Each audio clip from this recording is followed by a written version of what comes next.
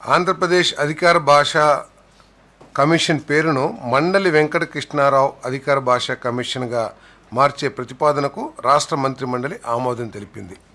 మరి మండలి కృష్ణరావు గారి గురించి తెలియని వారు ఎవరుండరు ఈ ప్రాంతంలో. వారు దివిసీమ గాంధీగా పేరు పొందిన వ్యక్తి. అటువంటి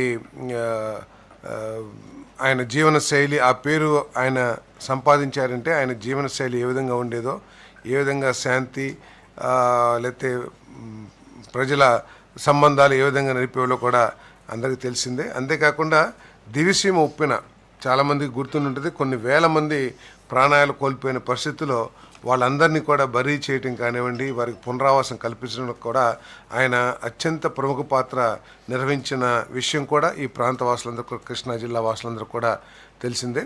మరి వీరు ఈ అధికార భాషా సంఘం ఏదైతే ఉందో దాని స్థాపనకు కూడా 1966 అనుకుంటాను 60s ఈయనే ప్రముఖ పాత్ర వహించి ఆ సంఘాన్ని ఏర్పాటు చేయడంలో కీలక పాత్ర పోషించారనే విషయం కూడా అందరికీ తెలిసిందని చెప్పేసి మనం చేస్తాను. మరి ఆయన భాష అభివృద్ధి కోసం, తెలుగు భాష అభివృద్ధి కోసం, తెలుగు భాషని అధికారికంగా అధికార కార్యకలాపాల్లో కూడా వినియోగించాలని ఆనాటి నుంచి కూడా మరి ఆయన చేసిన కృషి కానివ్వండి, లేదు ఆయన చేసిన గొప్ప